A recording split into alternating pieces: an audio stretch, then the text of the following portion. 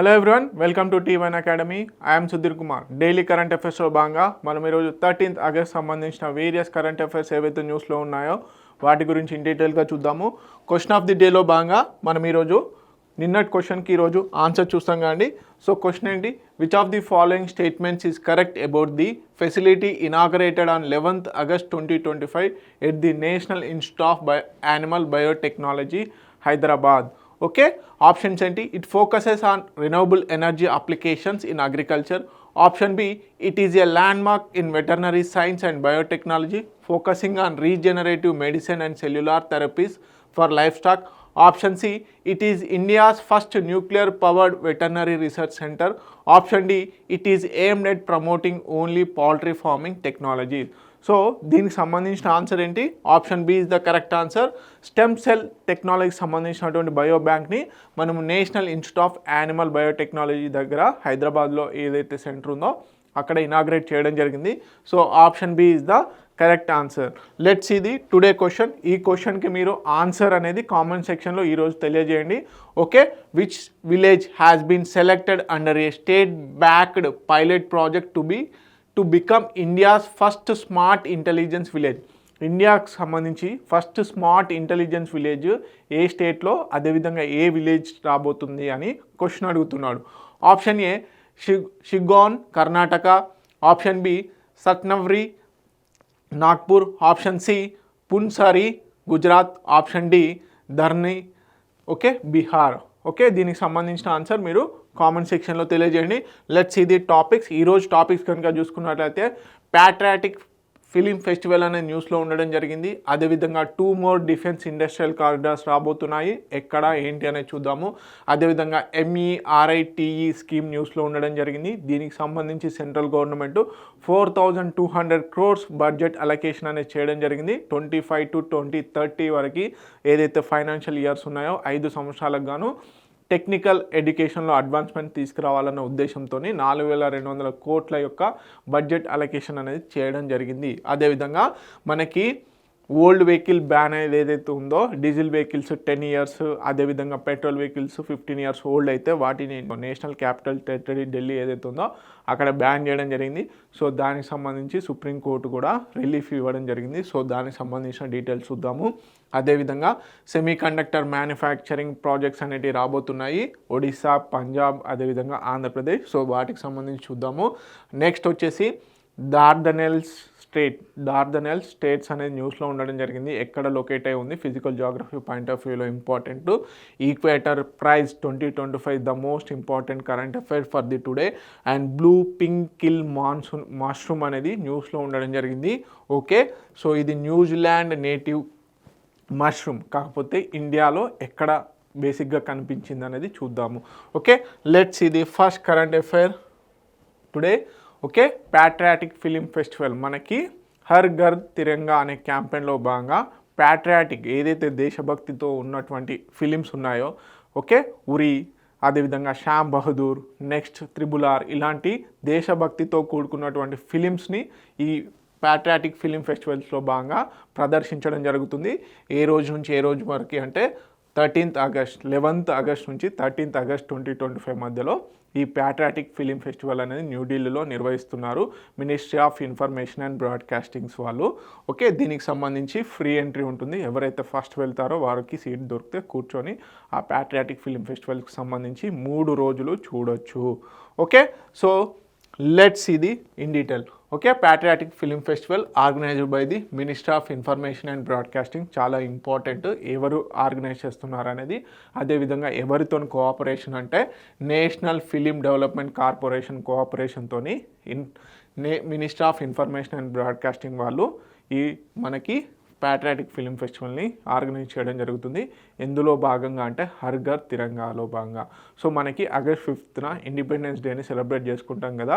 So ప్రతి ఒక్కరిలో దేశభక్తిని పెంపొందించేందుకు అని చెప్పేసి ఎక్స్పెషల్లీ యంగ్ జనరేషన్స్ పిల్లల్లో, స్కూల్ చిల్డ్రన్స్ ఎవరైతే ఉంటారో వారికి దేశభక్తిని పెంపొందించాలన్న ఉద్దేశంతో మనకి ప్యాట్రియాటిక్ ఫిలిం ఫెస్టివల్ని నిర్వహించడం జరుగుతుంది.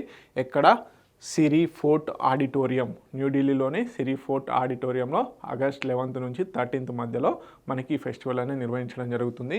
ఇందులో భాగంగా హర్ ఘర్ తిరంగా క్యాంపెయిన్. సో ప్రధాన ఉద్దేశం ఏంటి, దేశభక్తిని పెంపొందించడము, అదేవిధంగా national identity and the rich history of India. Okay, గతం ఏంటి అని తెలుసుకోవాలన్న ఉద్దేశంతో ఏవైతే ఫిలిమ్స్ ఉన్నాయో ఆ ఫిలిమ్స్ అన్నిటిని ప్రదర్శించడం జరుగుతుంది.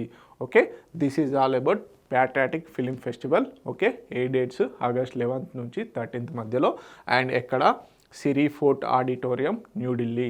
ఓకే, నెక్స్ట్ కనుక చూసుకున్నట్లయితే తెలుగు మీడియం అభ్యర్థులు ఎవరైతే ఉన్నారో once please pause the video and note it down important points.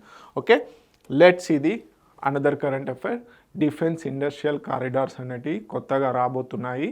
Okay, మహారాష్ట్రలో ఒకటి మహారాష్ట్రలో, నెక్స్ట్ వచ్చేసి అస్సాంలో. మనకి already established defence industrial corridors అనేటివి ఉండడం జరిగింది. ఒకటి ఉత్తరప్రదేశ్లో, నెక్స్ట్ వచ్చేసి తమిళనాడులో. సో వీటికి ఇంకా ఊతనిచ్చేందుకని చెప్పేసి డిఫెన్స్ ఇండస్ట్రీని ఇంకా ఇండిజినైజేషన్ చేయాలి అని చెప్పేసి ఇండియాకి సంబంధించినటువంటి ఏవైతే డిఫెన్స్ ప్రొడక్షన్స్ ఉంటాయో వాటిని ఇంకా ఎక్కువగా చేయాలన్న ఉద్దేశంతో అనదర్ 2 ఇండస్ట్రియల్ కారిడార్స్ని క్యాబినెట్ ఈజ్ అప్రూవ్డ్. సో ఎక్కడెక్కడ రాబోతున్నాయి, మహారాష్ట్ర అండ్ అస్సాం. మహారాష్ట్రకు సంబంధించి లొకేషన్స్ని ఐడెంటిఫై చేయడం జరిగింది. అస్సాంకి వచ్చేసి ఇంకా డిసైడ్ చేయాల్సి ఉంది. Okay, so defence industrial corridors యొక్క ప్రధాన ఉద్దేశం ఏంటి, ఆ డిఫెన్స్ ఇండస్ట్రియల్ కారిడార్ ఏదైతే రూట్ ఉంటుందో అక్కడ defence related micro, small, medium ఎంటర్ప్రైజెస్ని ఎస్టాబ్లిష్ చేయడము, వారికి స్పెషలైజ్డ్ ఇన్సెంటివ్స్ని ఇవ్వడము, అదేవిధంగా మనకి డిఫెన్స్ రిలేటెడ్ ప్రొడక్ట్స్ని పెంపొందించాలి, ఎక్స్పోర్ట్స్ని కూడా పెంచాలి, అదేవిధంగా Atmanirbhar Bharat, self Reliance India అని చెప్పేసి అంటాం కదా. సో దాన్ని సాధించడం కోసం అని చెప్పేసి ఎస్పెషల్లీ డిఫెన్స్ సెక్టార్లో ఈ మనకి ఇండస్ట్రియల్ కారిడార్స్ని ఏర్పాటు చేయడం జరుగుతుంది. దీంట్లో ఆల్రెడీ యూపీ, తమిళనాడులో ఫస్ట్ 2 ఇండస్ట్రియల్ కారిడార్స్ని ఏర్పాటు చేయడం జరిగింది డిఫెన్స్ రిలేటెడ్. అదేవిధంగా నెక్స్ట్ ఇప్పుడు వచ్చేసి మనకి మహారాష్ట్ర అండ్ అస్సాంలో ఇవ్వనున్నారు. Okay, so 2 new defence industrial corridors Maharashtra, Assam, already Uttar Pradesh and తమిళనాడులో ఉండడం జరిగింది. రీసెర్చ్ అండ్ డెవలప్మెంట్, ఇన్నోవేషన్కి ఇవి అడ్వాన్స్డ్ టెక్నాలజీస్ని అడాప్ట్ చేసుకోవడానికి ఎంతగానో ఉపయోగపడతాయి. ఓకే, ఆత్మనిర్భర్ భారత్లో బేసిక్గా డిఫెన్స్ మ్యానుఫ్యాక్చర్ని ఇంప్రూవ్ చేయడం కోసం అని చెప్పేసి. మహారాష్ట్ర కారిడార్ వచ్చేసి మనకి శంభాజీనగర్, అలియానగర్, పూణే ఈ మధ్యలో, అదేవిధంగా నాసిక్, ధూలే, నాగ్పూర్ రూట్లలో మనకి ఇండస్ట్రియల్ కారిడార్ అనేది రాబోతుంది. ఓకే, మహారాష్ట్రకు సంబంధించి శంభాజీనగర్, అలియానగర్, పూణే మధ్యలో, అదేవిధంగా నాసిక్, ధూలే, నాగ్పూర్ ఈ రీజియన్ అంతా కూడా industrial corridor related to defence sector. ఇంకా మనకి ఇక్కడ వచ్చేసి auto and precision engineering basis. So మనకి ఇండస్ట్రియల్ కారిడార్స్ ఏర్పాటు చేయడమే కాకుండా స్పెసిఫిక్ ఫోకస్డ్ ఓరియంటెడ్ డిఫెన్స్ కారిడార్స్ని తీసుకొస్తున్నారు.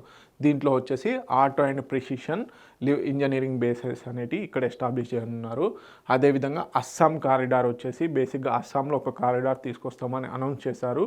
కాకపోతే ఏంటి అంటే అక్కడ ఇంకా లొకేషన్స్ అనౌన్స్ చేయలేదు. So we have to look in that one.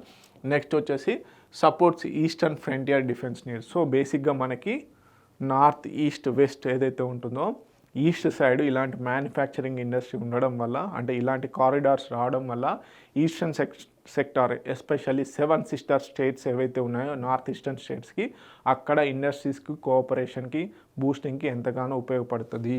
Okay, generates north east economic opportunities. So గతంలో 2024-25 ఫైనాన్షియల్ ఇయర్ ఏదైతే ఉందో మన డిఫెన్స్ యొక్క production 1,50,590 crores. So year on year వచ్చేసి 18% గ్రోత్ అనేది ఉండడం జరిగింది.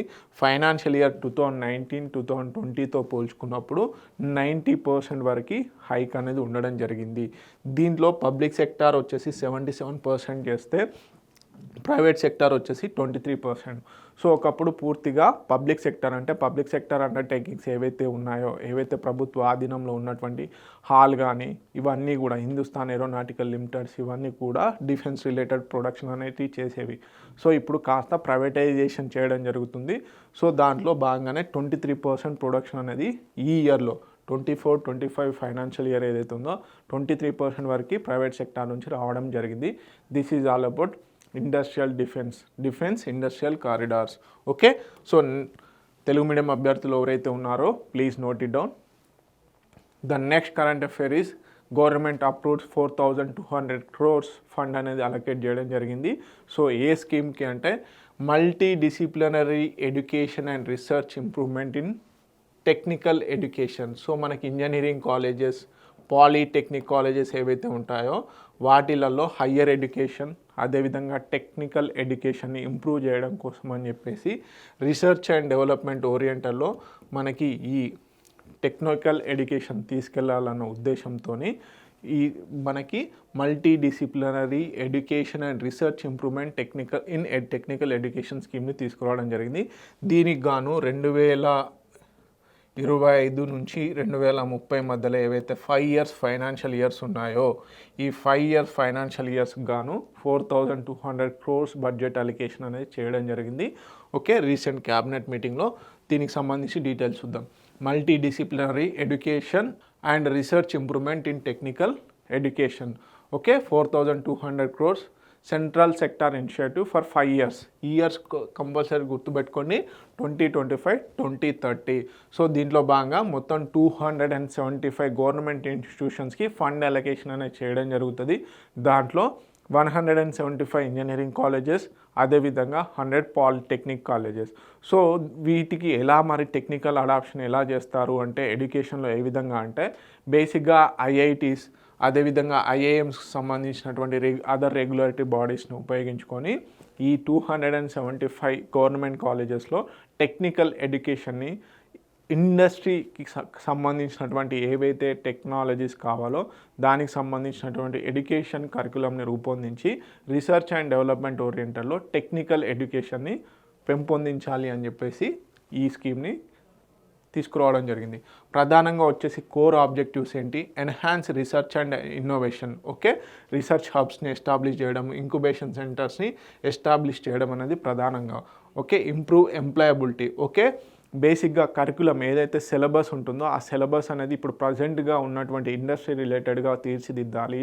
అదేవిధంగా జాబ్ లెడ్ ఎడ్యుకేషన్ ఇవ్వాలనేదే బేసిక్గా ఎంప్లాయబిలిటీ యొక్క ప్రధాన ఉద్దేశం. Strength and governance. Okay, academic administration principals కానీ లెక్చరర్స్ కానీ వారికి ట్రైనింగ్ ఇవ్వడం జరుగుతుంది దీంట్లో. అదేవిధంగా promote multidisciplinary learning. Okay, encourage collaboration across different fields. అంటే ఏదో గుడ్డిగా ఒకే ఫీల్డ్లో వెళ్ళడం కాకుండా మల్టీ డైమెన్షనల్ ఫీల్డ్లో స్టూడెంట్స్ని ఎంకరేజ్ చేయాలన్న ఉద్దేశంతో ఈ స్కీమ్ను తీసుకురావడం జరిగింది. సో బేసిక్గా ఈ స్కీమ్ ద్వారా రాబోయే సంవత్సరాలలో 7.5 lakh స్టూడెంట్స్కి హెల్ప్ అవ్వనుంది. అదేవిధంగా ఫ్యాకల్టీ రీసెర్చ్ ప్రొడక్టివిటీ అక్రిడియేషన్ రేట్స్ని కూడా పెంచే ఛాన్సెస్ ఉన్నాయి. So this is all about multi disciplinary education and research improvement in technical ఎడ్యుకేషన్కి సంబంధించి. ఓకే, తెలుగు మీడియం అభ్యర్థులు ఎవరైతే ఉన్నారో please note it down. The next current affair is supreme court రీసెంట్గా ఒక జడ్జిమెంట్ ఇవ్వడం జరిగింది. నేషనల్ క్యాపిటల్ టెరిటరీ ఢిల్లీ ఏదైతే ఉందో ఢిల్లీలో బేసిక్గా 10 years ఓల్డ్ డీజిల్ వెహికల్స్ని అదేవిధంగా 15 years ఓల్డ్ పెట్రోల్ వెహికల్స్ని బ్యాన్ చేయడం జరిగింది. ఎందుకు అంటే నేషనల్ క్యాపిటల్ టెరిటరీ ఎస్పెషల్లీ న్యూఢిల్లీలో పొల్యూషన్ కంట్రోల్ చేయాలన్న ఉద్దేశంతో ఓల్డ్ వెహికల్స్ స్క్రాపేజ్ పాలసీని తీసుకురావడం జరిగిందనమాట. సో దానికి సంబంధించి ప్లీ అనేది అపాయింట్ చేయడం జరిగింది, అంటే ప్లీ అనేది వేయడం జరిగింది. సో ఆ ప్లీని అంటే బేసిక్గా ఇన్వెస్టిగేషన్ చేసి కోర్టు ఒక తీర్పునిచ్చింది, కొంతవరకు రిలాక్సేషన్ ఇవ్వండి. Okay, balance ecology and citizens రైట్స్ని బ్యాలెన్స్ చేయండి అని చెప్పేసి తీర్పు ఇవ్వడం జరిగింది. దీనితో కొంతమంది వెహికల్ ఓనర్స్ ఎవరైతే ఉన్నారో వారికి ఊరట అనేది చేకూరిందనమాట. సో ఉన్న పలంగా ఉన్న వెహికల్స్ అన్నిటినీ కొంతమంది మిడిల్ క్లాస్ మెంబర్స్ కూడా ఉంటారు. సో వాళ్ళకి ఆ వెహికల్ ఆదాయం.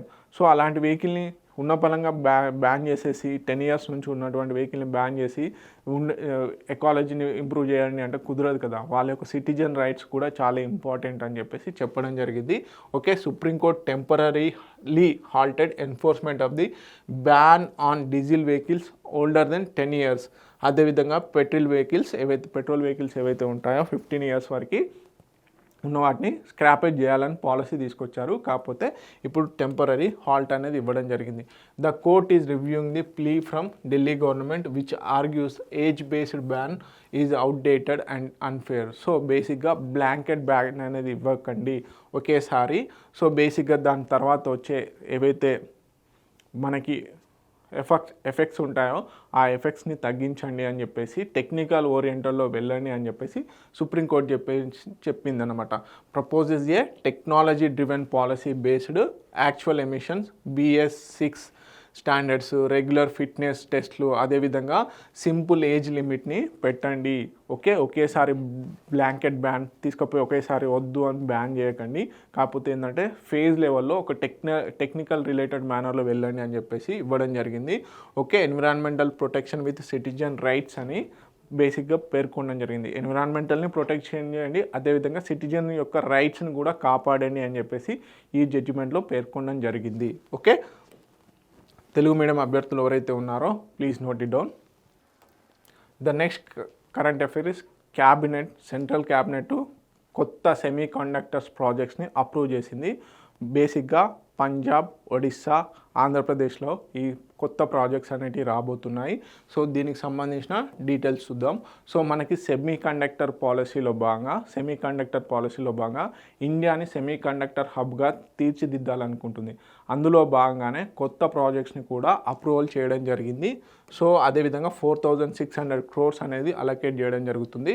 So India semiconductor mission ఏదైతే ఉందో దాంట్లో భాగంగా కొత్తగా 4 కొత్త ప్రాజెక్ట్స్ అనేటివి రాబోతున్నాయి. దీంతో మొత్తం ప్రాజెక్ట్స్ వచ్చేసి 10కి. ఒకప్పుడు 6 మాత్రమే ఉండేవి. ఇప్పుడు ఈ 4 ప్రాజెక్ట్స్ చేకూరడంతో మొత్తం ప్రాజెక్ట్స్ వచ్చేసి మనకి సెమీ కండక్టర్ ఇండస్ట్రీకి సంబంధించిన ప్రాజెక్ట్స్ వచ్చేసి 10 ప్రాజెక్ట్స్ అయ్యాయి. ఎన్ని స్టేట్స్లలో? 6 స్టేట్స్లలో. 6 స్టేట్స్లో ప్రధానంగా వచ్చేసి 1.60 lakhs ఆఫ్ క్రోర్స్ ఇన్వెస్ట్మెంట్ అనేది రాబోతుందన్నమాట. సో దీంట్లో భాగంగా ఒడిస్సా, ఆంధ్రప్రదేశ్, పంజాబ్లలో ఇండస్ట్రీస్ని ఎస్టాబ్లిష్ చేయబోతున్నారు. సో న్యూ ప్రాజెక్ట్స్ ఏంటి? SICSM ఏదైతే ప్రైవేట్ లిమిటెడ్ ఉందో అది ఒడిస్సాలో. First SIC fab in India. So ఇక్కడ గుర్తుపెట్టుకోండి, first SIC fab India project ఎక్కడ రాబోతుందంటే ఒడిస్సాలో. 60K wafers per year. So బేసిక్గా యాప్స్, డిఫెన్స్, ఎలక్ట్రిక్ వెహికల్స్, అదేవిధంగా సోలార్ డేటా సెంటర్స్కి సంబంధించినటువంటి సెమీ కండక్టర్స్ని ఇది ప్రొడక్షన్ చేయబోతుంది ఆ సెమీ కండక్టర్స్ని. అదేవిధంగా 3D గ్లాస్ సొల్యూషన్స్ ఆ ఇండస్ట్రీ వచ్చేసి ఒడిశాలోనే ఎస్టాబ్లిష్ చేయబోతున్నారు. దీంట్లో వచ్చేసి ఎంబెడెడ్ గ్లాస్ సబ్స్ట్రాట్స్ ఏవైతే ఉంటాయో వాటిని ప్రొడక్షన్ చేయబోతున్నారు. సో దీంట్లో భాగంగా 69,600 ప్యానల్స్ పర్ ఇయర్ అన్న ఉద్దేశంతో తీసుకురాబోతున్నారు. సో బేసిక్గా ఇవి వచ్చేసి ఆటోమేటివ్, ఫోటోనిక్స్ ఇవన్నిట్లలో యూజ్ చేయొచ్చు అనమాట. అదేవిధంగా ASIP టెక్నాలజీస్ ఆంధ్రప్రదేశ్లో ఎస్టాబ్లిష్ చేయబోతుంది. తర్వాత CDIL పంజాబ్ ఏదైతే ఉందో ఇది ఆల్రెడీ CDIL ఏదైతే ఉందో అది ఆల్రెడీ ఎస్టాబ్లిష్డ్ కంపెనీ. కాకపోతే దానికి సంబంధించినటువంటి ఎక్స్పాన్షన్ వచ్చేసి పంజాబ్లో తీసుకురాబోతుంది. సో దీంతో మొత్తం ఈ 4 ప్రాజెక్ట్స్తో కలుపుకొని మొత్తంగా ఇప్పుడు సెమీ కండక్టర్ రిలేటెడ్ ప్రాజెక్ట్స్ ఏవైతే ఉన్నాయో, అంటే చిప్స్, మనం బేసిక్గా సెమీ కండక్టర్స్ అంటే చిప్స్ ఉంటాయి కదా. సో కంప్యూటర్స్లలో కానీ ఇతరత్ర టెక్నాలజికల్ పరికరాల్లో ఉపయోగించేటువంటి ఏవైతే ఉంటాయో వాటిని సెమీ కండక్టర్స్ అంటారు. సో ఆ సెమీ కండక్టర్స్ని ఈ 4 ప్రాజెక్ట్స్ మొత్తంగా కలుపుకుంటే మొత్తం 10 ప్రాజెక్ట్స్ ఇండియాలో ప్రారంభం కానున్నాయి. తెలుగు మీడియం అభ్యర్థులు ఎవరైతే ఉన్నారో please note it down. Next current affair వచ్చేసి డార్డనెల్స్ స్ట్రైట్ ఎక్కడ ఉంది? టర్కీలో ఉండడం జరిగింది. టర్కీ, అదేవిధంగా బేసిక్గా ఇది కూడా టర్కీయే. సో ఈ టర్కీ అటు యూరోప్కి ఇటు మనకి ఏషియన్ కాంటినెంట్లో ఉండడం జరుగుతుంది కదా. సో ప్రధానంగా టర్కీ కనెక్టింగ్ ది ఏషియాని యూరోప్తోని కనెక్ట్ చేయడం జరుగుతుంది. సో ఇక్కడ ఈ డార్డనెల్ స్టేట్ అనేది ఉండడం జరుగుతుంది. Agency sea of Marmara. ఇది సీ ఆఫ్ మార్మరా, ఇది వచ్చేసి ఏజెన్సీ. ఈ రెండింటిని కనెక్ట్ చేస్తూ ఈ డార్డనెల్ స్టేట్ ఉండడం జరిగింది. సో ఇది చాలా నారో అండ్ న్యాచురల్ స్టేట్. మనకి సూయిజ్ కెనాల్, పనామా కెనాల్ ఏ విధంగా అయితే మ్యాన్ మేడ్ కెనాల్స్, అవి న్యాచురల్ కెనాల్స్ కాదు. ఓకే, సో ఈ డార్డనల్ స్ట్రెయిట్ మాత్రం మనకి ఏంటి న్యాచురల్ స్ట్రెయిట్. సో బేసిక్గా ఇప్పుడు ఇక్కడ ఏమైందంటే వైల్డ్ ఫైర్ అనేది అంటుకోవడం జరిగిందనమాట. ఓకే, ఆ వైల్డ్ ఫైర్ వల్ల మనకి యూరోప్కి, ఏషియన్ కాంటినెంట్కి ప్రధానంగా ఏంటి కనెక్టివిటీ అనేది తగ్గిపోయిందన్నమాట. సో ఈ డార్డనల్ స్ట్రెయిట్ ఏదైతే ఉందో ఇది చాలా ఇంపార్టెంట్. ఇటు బ్లాక్ సీకి, అదేవిధంగా సీ ఆఫ్ మర్మరాకి, అదేవిధంగా ఏజియన్ సీకి, త్రూ ఏజియన్ సీ మెడిటరేనియన్ సీకి, మధ్యధారా సముద్రంకి, ఆ విధంగా అట్లాంటిక్ సముద్రంకి కనెక్టింగ్గా మెయిన్ పాయింట్గా ఉండడం జరుగుతుంది. ఓకే, సో బేసిక్గా ఎవాక్యుయేషన్స్ అండ్ ఫైర్ ఫైటింగ్ ఆపరేషన్స్ అనేటివి నిర్వహిస్తూ ఉన్నారు. సో ఇక్కడ ఇంపార్టెంట్ ఏంటంటే మనం ఫిజికల్ జాగ్రఫీలో చాలా ఇంపార్టెంట్ డార్డనల్ స్ట్రెయిట్ ఎక్కడ ఉండడం జరిగింది. సో ఈ రెండు సీస్ని కనెక్ట్ చేస్తూ ఉండడం జరిగింది, Aegean sea of Marmara. Okay, so మనకి న్యాచురల్ సీ, సో ఏజియన్ సీని సీ ఆఫ్ మర్మరాని కనెక్ట్ చేయడం జరుగుతుంది. సో దాని ద్వారా ఏజియన్ సీ ద్వారా మెడిటరేనియన్ సీ, అలాగే అట్లాంటిక్ ఓషన్ మొత్తంగా కూడా కనెక్ట్ అవ్వడం జరుగుతుంది. ఓకే, నెక్స్ట్ వచ్చేసి దీని యొక్క పూర్తి లెంత్ వచ్చేసి 61 మీటర్స్, విడ్త్ వచ్చేసి 1.2 నుంచి 6.5 కిలోమీటర్స్ మధ్యలో ఉండడం జరుగుతుంది వేరియస్ లొకేషన్స్లలో. సో యావరేజ్ డెప్త్ వచ్చేసి 55 మీటర్స్. సో హిస్టారికల్ సిగ్నిఫికెన్స్ కూడా ఉంది. ఒకప్పుడు అలెగ్జాండర్ యొక్క దండయాత్ర అనేది దీని ద్వారానే స్టార్ట్ అయింది అని చెప్పేసి చెప్పడం జరుగుతుంది. So known has Hellespont in antiquity, చరిత్రకారులు ఏమని చెప్పడం జరుగుతుందంటే హెలెస్పాంట్ అని కూడా చెప్పడం జరుగుతుంది. ఓకే, ఇప్పుడు ఎందుకు న్యూస్లో ఉంది, మనకి కలే అని చెప్పేసి ఒక ప్లేస్ ఉండడం జరిగింది. అక్కడ వైల్డ్ ఫైర్స్, ఓకే, మనకి అటవీ ఏదైతే ఉందో అటవీ అండుకోవడం జరిగిందనమాట. Okay, temporary closure of the maritime traffic, disturb the Europe, Asia, black sea shipping via Bosphorus strait. So ఇక్కడ మనకి సీ ఆఫ్ మర్మరాని బ్లాక్ సీని కనెక్ట్ చేసేటువంటి స్టేట్ ఏంటి, బాస్పరస్ స్టేట్. సో వీటిని బేసిక్గా క్లోజ్ చేయడం జరిగిందన్నమాట. సో కొంచెం ట్రేడ్కి కూడా ఇబ్బంది ఉంది. సో ఇక్కడ మనకి మొత్తంగా చూసుకున్నట్లయితే రెండు స్టేట్స్ చాలా ఇంపార్టెంట్. ఓకే, ఇప్పుడు డార్డనల్ స్టేట్ ఏదైతే ఉందో అది న్యూస్లో ఉండడం జరిగింది. అది ఏజియన్ సీని సీ ఆఫ్ మర్మరాతో కనెక్ట్ చేయడం జరుగుతుంది. ఈ స్టేట్ వచ్చేసి స్టేట్ ఆఫ్ బాస్పరస్. సో అది సీ ఆఫ్ మర్మరాని బ్లాక్ సీని కనెక్ట్ చేయడం జరుగుతుంది. ఓకే, తెలుగు మీడియం అభ్యర్థులు ఎవరైతే ఉన్నారో please note it down. Next వచ్చేసి ఈక్వేటర్ ప్రైజ్ 2025. ఈ ఈక్వేటర్ ప్రైజ్ వచ్చేసి బేసిక్గా సస్టైనబుల్ ఫార్మింగ్, సస్టైనబుల్ అగ్రికల్చర్ ఎవరైతే చేస్తారో వారికి, ఫుడ్ సెక్యూరిటీ క్రియేట్ చేసే వారికి ఈ అవార్డు అనేది ఇవ్వడం జరుగుతుంది. సో ఎవరిస్తారు, యునైటెడ్ నేషన్స్ డెవలప్మెంట్ ప్రోగ్రామ్ వారు ఎవ్రీ ఇయర్ కూడా ఇవ్వడం జరుగుతుంది. సో దీనికి సంబంధించి చూద్దాం ఈక్వేటర్ ప్రైజ్ గురించి, ఇండియాకి సంబంధించి ఎవరికి వచ్చింది ఏంటి అనేది. సో ఇది ప్రతి సంవత్సరం కూడా ఇవ్వడం జరుగుతుంది. ఎవరు, United Nations Development Programme indigenous and community led biodiversity protection ఎవరైతే చేస్తారో, సస్టైనబుల్ లైవ్లీహుడ్స్కి ఎవరైతే పాటుపడతారో వారికి ఇవ్వడం జరుగుతుంది. సో 2025 థీమ్ అనేది చాలా important, women and youth leadership for nature based climate action అనే ఉద్దేశంతో ఈసారి అవార్డ్స్ అనేటివి ప్రదానం చేయడం జరుగుతుంది. సో ప్రపంచం మొత్తం మీద కూడా 10 మందికి ఇవ్వడం జరిగింది ఫ్రమ్ 9 కంట్రీస్. ఇండియా నుంచి ఒకే ఒక గ్రూప్కి ఇవ్వడం జరిగింది, ఒక సెల్ఫ్ హెల్ప్ గ్రూప్కి. సో దాని గురించి చూద్దాం. సో దీంట్లో భాగంగా ప్రైజ్ మనీ వచ్చేసి గ్లోబల్ రికగ్నైజేషను, అదేవిధంగా $10,000 అనేది ఇవ్వడం జరుగుతుంది. ఇండియా నుంచి ఒకే ఒక సెల్ఫ్ హెల్ప్ గ్రూప్ ఏదైతే ఉందో దానికి ఈ ఈక్వేటర్ ప్రైజ్ అనేది రావడం జరిగింది. Bibi Fatima self help group ఏదైతే ఉందో దానికి ఇవ్వడం జరిగింది. ఓకే, ఈ Bibi Fatima self help group వచ్చేసి 2018లో ఏర్పాటు చేశారు. ఓకే, తీర్థ విలేజ్, కర్ణాటక. సో దీంట్లో మొత్తం 15 మంది ఉమెన్ ఉండడం జరిగింది. అదేవిధంగా impacting 5,000 farmers in 30 villages. So మరి ఈ బీబీ ఫాతిమా గ్రూప్ ఏం చేస్తుంది, సెల్ఫ్ హెల్ప్ గ్రూప్ ఏం చేస్తుంది అంటే మిల్లెట్ బేస్డ్ మిక్స్డ్ క్రాపింగ్ని, ఓకే, రెయిన్ ఫెడ్ ఫార్మ్స్ ఏవైతే ఉంటాయో అక్కడ బేసిక్గా మిల్లెట్ బేస్డ్ అంటే మనకి ప్రధానంగా వర్షాలు లేనటువంటి ప్లేస్లో బేసిక్గా ఈ మిల్లెట్ బేస్డ్ ఫార్మింగ్ని ఎంకరేజ్ చేయడం జరుగుతుంది. Eco friendly natural farming and biodiversity conservation చేస్తున్నారు కాబట్టి బేసిక్గా ఈ ఈక్వేటర్ ప్రైజ్ ఇవ్వడం జరిగింది. ఎందుకు, బయోడైవర్సిటీ ప్రొటెక్షన్ అండ్ సస్టైనబుల్ లైవ్లీహుడ్స్కి పాటుపడ్డ వాళ్ళకే ఈ ఈక్వేటర్ ప్రైజ్ అనేది ఇవ్వడం జరుగుతుంది. ఓకే, దీని ద్వారా food security, women's economic empowerment, climate resilience అనేది ప్రధానంగా ఉంది కాబట్టి వీరికి ఇవ్వడం జరిగింది. మరి కొలాబరేషన్స్ ఏంటి ప్రధానంగా అంటే సహజ సమృద్ధ అనే ఒక ఇన్స్టిట్యూషన్తో Indian institute of millet research okay crops 4HD వీళ్ళతో కొలాబరేట్ అయ్యి వీరు ప్రధానంగా మిల్లెట్ బేస్డ్ మిక్సింగ్ క్రాపింగ్ అనేది చేయడం జరుగుతుంది. అదేవిధంగా సోలార్ పవర్ వచ్చేసి సెల్కో ఫౌండేషన్, అగ్రి బిజినెస్ వచ్చేసి దేవాధ్యాన ఫార్మర్ ప్రొడ్యూసర్ కంపెనీ వాళ్ళు బేసిక్గా ఈ సెల్ఫ్ హెల్ప్ గ్రూప్కి ప్రధానంగా సపోర్ట్ చేయడం జరుగుతుంది టెక్నికల్గా. సో వారికి ఇప్పుడు బీబీ ఫాతిమా సెల్ఫ్ హెల్ప్ గ్రూప్కి ఈక్వేటర్ ప్రైజ్ అవార్డు అనేది రావడం జరిగింది. ఓకే, తెలుగు మీడియం అభ్యర్థులు ఎవరైతే ఉన్నారో please note it down. Next current affair వచ్చేసి తెలంగాణలోని Kawal tiger reserve especially Kagaznagar region ఏదైతే ఉందో అక్కడ మనకి బ్లూ పింక్ గిల్ మష్రూమ్స్ని కనుగొనడం జరిగింది. బ్లూ పింక్ గిల్ మష్రూమ్స్ని. సో సింపుల్గా క్వశ్చన్ ఇక్కడ ఏ విధంగా ఎక్స్పెక్ట్ చేయొచ్చు అంటే ఇటీవల కాలంలో తెలంగాణలో ఒక కొత్త రకం పుట్టగొడుగు కనుగొనబడింది, దాని పేరు ఏంటి అని అడుగుతాడు. అదే blue pink Gill mushroom. So ఈ బ్లూ పింక్ గిల్ మష్రూమ్ వచ్చేసి పూర్తిగా బ్లూ కలర్లో ఉండడం జరుగుతుంది పుట్టగొడుగు.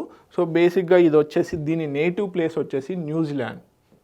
ఓకే, కాకపోతే ఇది ఇండియాలో మనకి కాగజ్నగర్ కవ్వాల్ టైగర్ రిజర్వ్ ఏదైతే ఉందో ఆ రీజియన్లో మనకి కనుగొనబడడం జరిగింది. ఓకే, దీనికి సంబంధించినటువంటి డీటెయిల్స్ చూద్దాం. Blue pink Gill mushroom. Okay, దీని యొక్క సైంటిఫిక్ నేమ్ వచ్చేసి ఎంట్లోమా హోస్టరీ అని చెప్పేసి దీని యొక్క సైంటిఫిక్ నేము. నేటివ్ to New Zealand. So bright blue cap stem, pink blue purplish gills అనేటివి ఉండడం జరుగుతుంది. So colour from rare azulene pigments ఏవైతే ఉన్నాయో వీటి వల్ల వాటికి ఆ బ్లూ కలర్ అనేది రావడం జరుగుతుంది. బ్రాడ్ లీఫ్ ఫారెస్ట్లో ఇది ప్రధానంగా కనిపిస్తూ ఉంటుంది. ఓకే, నెక్స్ట్ వచ్చేసి షటిల్ కాక్ మష్రూమ్ లాగా ఉంటుంది. First sighting in eastern Ghats. Okay, ecological significance ఏంటి? Extends known habitat for shuttle cock mushrooms beyond western Ghats, highlights the rich fungal diversity. Komaram Bheem Asifabad district ఏదైతే ఉందో కాగజ్నగర్లో మనకి ఫంగల్ డైవర్సిటీ ఎక్కువగా ఉంది అని దీని ద్వారా తెలుస్తుంది అనమాట. సో బేసిక్గా ecological links between the different Indian mountain రేంజెస్కి సంబంధించి ఇది చెప్పడం జరుగుతుంది. సింపుల్గా ఇక్కడ నుంచి క్వశ్చన్ ఒకటి వస్తుంది. ఇటీవల కాలంలో బ్లూ పింక్ గిల్ అనే పుట్టగొడుగుని కనుగొనడం జరిగింది. అది ఎక్కడ కనుగొన్నారు? ఒకవేళ రాష్ట్రాలు ఇస్తే తెలంగాణ, లేదు తెలంగాణకు సంబంధించి స్పెసిఫిక్ లొకేషన్స్ ఇస్తే Kawal tiger reserve, Kagaznagar. Okay, Telugu medium అభ్యర్థులు ఎవరైతే ఉన్నారో ప్లీజ్ నోట్ ఇట్ డౌన్. ఇవ్వండి ఇంపార్టెంట్ కరెంట్ అఫైర్స్. మరిన్ని ఇంపార్టెంట్ కరెంట్ అఫైర్స్ కోసం T1 అకాడమీ యూట్యూబ్ ఛానల్ని ఫాలో అవ్వండి. అదేవిధంగా అన్ని పోటీ పరీక్షలకు ఉపయోగపడేలాగా మేము అన్ని క్లాసెస్ని ఫ్రీగా ఇవ్వడం జరుగుతుంది. Please subscribe to T1 academy and also share this video. Thank you so much.